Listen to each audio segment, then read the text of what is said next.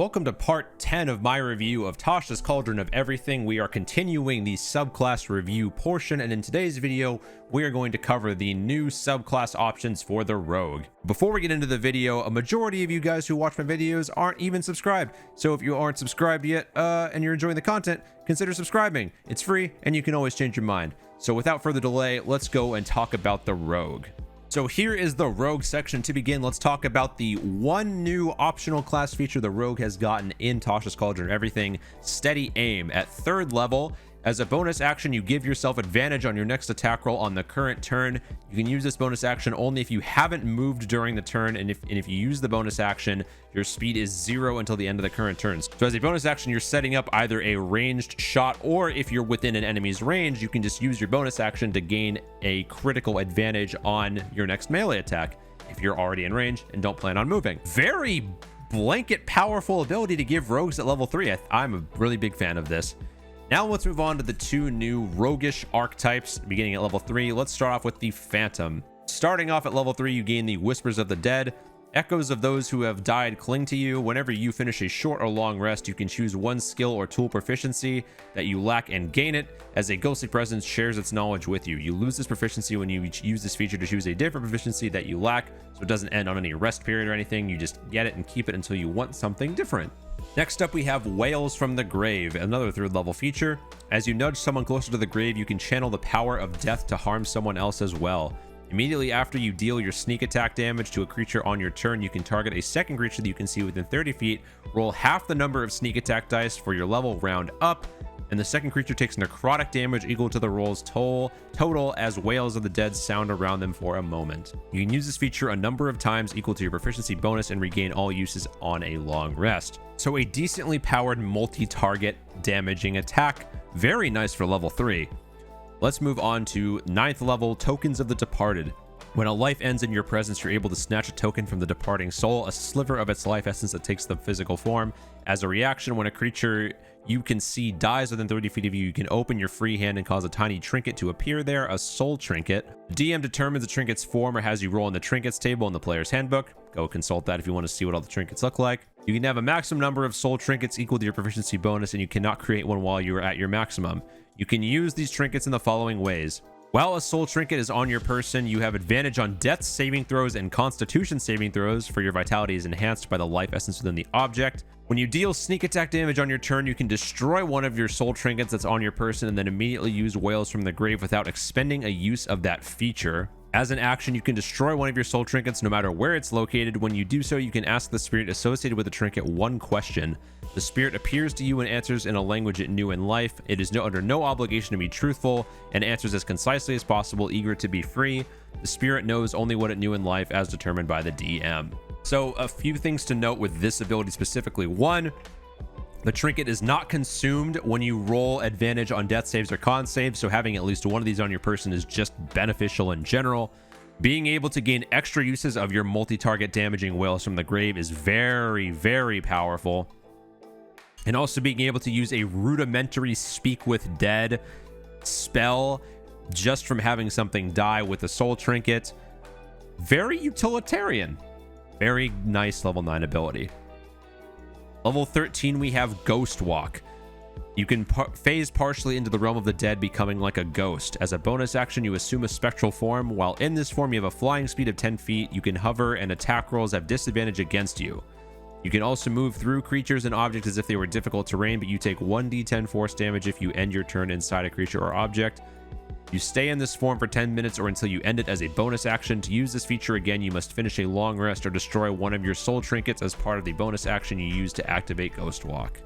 So you can get this feature again, another use of the trinket, to destroy it, to gain incorporeality, to just have disadvantage on all attacks against you. That's fantastic. That's a great use of one of these trinkets. Next up, we have Death's Friend, a 17th level feature. Your association with death has become so close that you gain the following benefits. When you use Wails from the Grave, you can deal necrotic damage to both the first and second creature, so even higher amounts of damage on the single target enemy that you hit with initially with the sneak attack. Or at the end of a long rest, a soul trinket appears in your hand if you do not have any, as the spirits of the dead are drawn to you.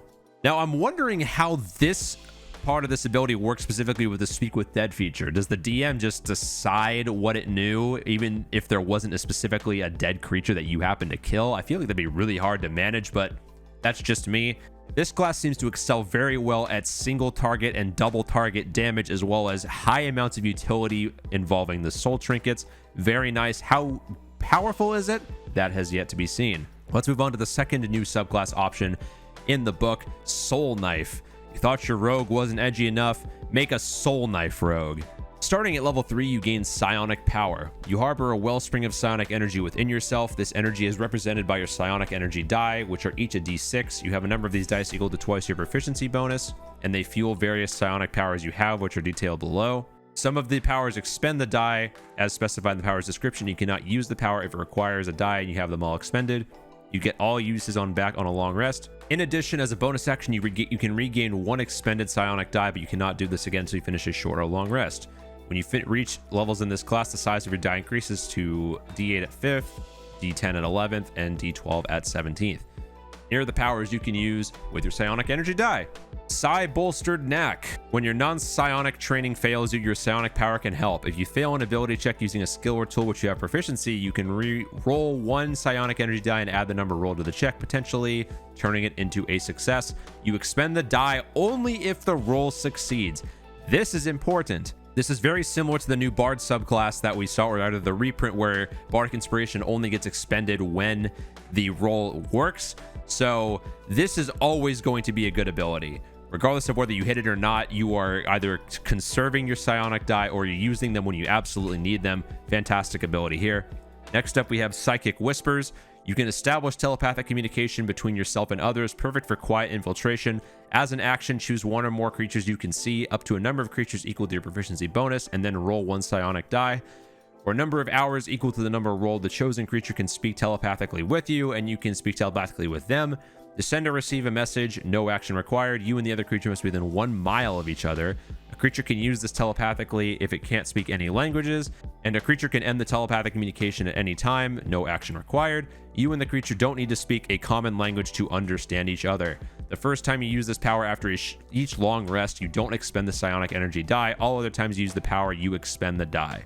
So again, I feel like Wizards recognized when they first printed this class in Unearthed Arcana that the abilities by themselves were a bit too weak for the amount of dice you got, so the ability to conserve the dice was probably added in later, at least this frequently, as in being able to use this the first time each rest not expending a die is perfect. If you are on a stealth infiltration mission, you can target your entire party and be able to just telepathically communicate to, you know, be stealthy in your mission. I really like how flavorful this ability is. Moving on, we have Psychic Blades, a 3rd level Soul Knife feature.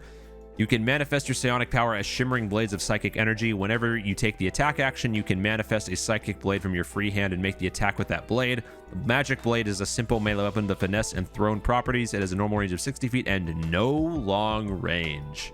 On a hit, it deals psychic damage equal to 1d6 plus the ability modifier used for the attack roll. The blade vanishes immediately after it hits or misses the target, and it leaves no mark on its target if it deals damage.